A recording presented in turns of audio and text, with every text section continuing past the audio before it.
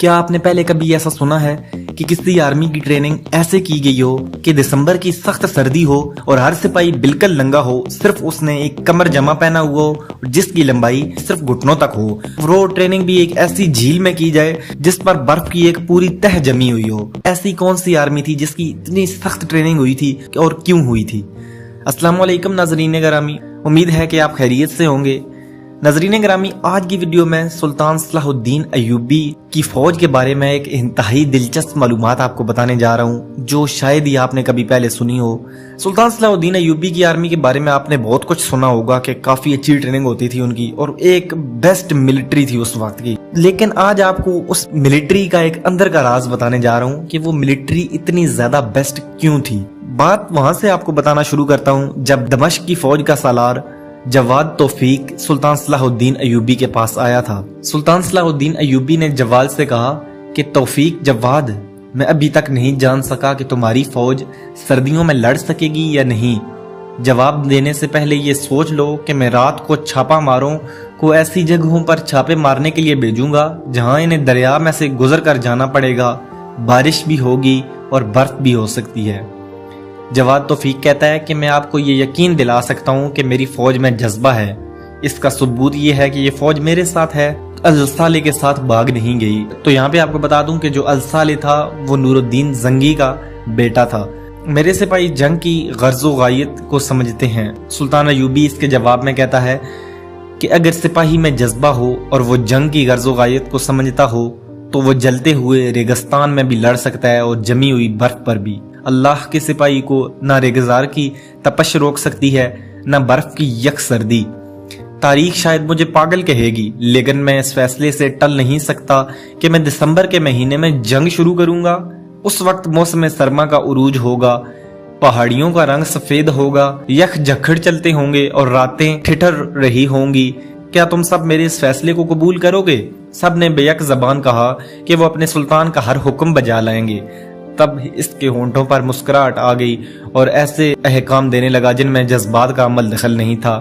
اس نے کہا کہ آج ہی رات سے تمام فوج اس حالت میں جنگی مشقیں کرے گی کہ ہر ایک فرد سالار سے سپاہی تک کپڑوں کے بغیر ہوگا، صرف کمر جمع پہنا جائے گا جس کی لمبائی گھٹنوں تک ہوگی، باقی جسم ننگا ہوگا۔ عشاء کی نماز کے فوراً بعد تمام فوج کپڑے اتار کر باہر نکل جایا کرے گی۔ یہاں قریب ہی جھیلیں ہیں، فوج کو ان میں سے گزارا جائے گا۔ اس تربیتی منصوبے کی تفصیلات دوں گا۔ تمام طبیب فوج کے ساتھ ہوں گے۔ ابتدا میں سپاہی ٹھنڈے بیمار پڑ جائیں گے، طبیب فوراً اس جگہ انہیں گرم کپڑوں میں لپیٹ کر اور آگ کے قریب لٹا کر علاج کریں گے۔ مجھے امید ہے کہ بیماروں کی تعداد زیادہ نہیں ہوگی۔ دن کے وقت طبیب سپاہیوں کا معائنہ کرتے رہیں گے۔ اگر طبیبوں کی تعداد کم ہو تو مصر سے بلا لو، یہاں سے ضرورت پوری کر لو۔ یہ نومبر 1174 یعنی کہ 1174 کا آغاز تھا۔ رات کو سردی خاصی زیادہ ہو جاتی تھی۔ سلطان ایوبی نے راتوں کی ٹریننگ کا پروگرام مرتب کر لیا اور اپنے سالاروں اور جونیئر کمانڈروں کو بلایا۔ اس نے مختصر سا لیکچر دیا کہ اب تم جس دشمن سے لڑو گے اسے دیکھ کر تمہاری تلواریں نیاموں سے باہر آنے سے گریز کریں گی، کیونکہ تمہارا دشمن بھی اللہ اکبر کے نعرے سے تمہارے سامنے آئے گا۔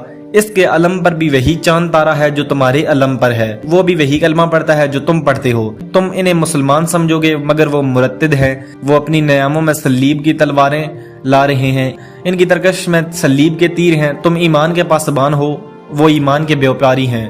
خود ساختہ سلطان الصالح بیت المال کا سونا اور خزانہ اپنے ساتھ لے گیا اور اس نے قوم کی یہ دولت تریپولی کے صلیبی حکمران کو اس مقصد کے لیے دے دی ہے کہ وہ اسے جنگی مدد دے کر تمہیں شکست دے۔ یہ شکست تمہاری نہیں، اسلام کی شکست ہوگی۔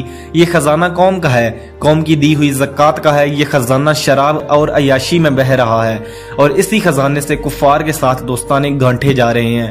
کیا تم قومی خزانے کے چور کو اپنا سلطان تسلیم کرو گے؟ اس کے جواب میں نہیں کے ساتھ کچھ لعنت کی آوازیں بھی سنائی دی۔ سلطان ایوبی نے کہا کہ میں نے جن اصولوں پر مصر کی فوج تیار کی ہے وہی اصول تمہیں بتانا چاہتا ہوں۔ بنیادی اصول یہ ہے کہ دشمن کے انتظار میں اپنے گھروں میں نہ بیٹھے رہو۔ یہ کوئی اصول نہیں کہ دشمن حملہ کرے تو حملہ کرو کو، تمہیں یہ اصول قرآن نے دیا ہے کہ جنگ ہو تو لڑو، جنگ نہ ہو تو جنگ کی تیاری میں مصروف رہو۔ جو ہی تمہیں پتا چلے کہ دشمن تم پر حملہ کرنے کی تیاری کر رہا ہے तुम भी उस पर हमला कर दो। याद रखो, जो मुसलमान नहीं वो तुम्हारा दोस्त नहीं। काफिर तुम्हारे कदमों में आकर सजदा करे तो भी इसे अपना दोस्त न समझो। दूसरा बुनियादी असूल यह है कि सल्तनत इस्लामिया और कौम की आबरू के पासबान तुम हो। अगर तुम्हारे हुक्मरान बेगैरत हो जाए, कौम बदकारी में तबाह हो जाए और दुश्मन गालिब आ जाए तो आने वाली नस्लें कहेंगी कि इस कौम की फौज ना अहल और कमजोर थी। ये होता आया है और होता रहेगा कि हुक्मरानों की बदअमालियां फौज के हिसाब में लिखी जाती हैं, क्योंकि फतह और शिकस्त का फैसला मैदान जंग में होता है। हुक्मरानों की ऐश पसंदी और मुफाद परस्ती फौज को कमजोर कर चुकी होती है, फिर शिकस्त की जिम्मेदारी फौज के कंधों पर डाल दी जाती है।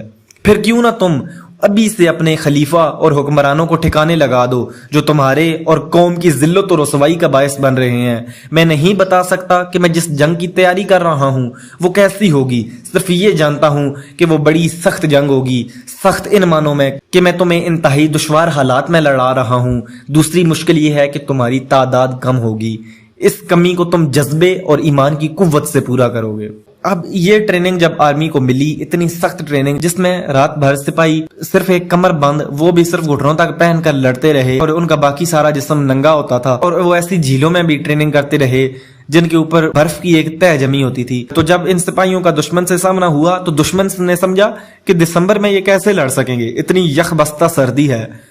तो उस वक्त सिपाहियों ने उन पर ताबक तोड़ हमला किया। तब उन्हें पता चला कि सुल्तान सलाहुद्दीन अय्यूबी के पास one of the best militant power मौजूद है। तो दोस्तों, उम्मीद है कि आपको आज की वीडियो काफी इंटरेस्टिंग और इंफॉर्मेटिव लगी होगी। तो इसी हवाले से मजीद वीडियो देखने के लिए मेरे चैनल को सब्सक्राइब कर लीजिए। मिलते हैं फिर किसी वीडियो में, तब तक के लिए अल्लाह हाफिज।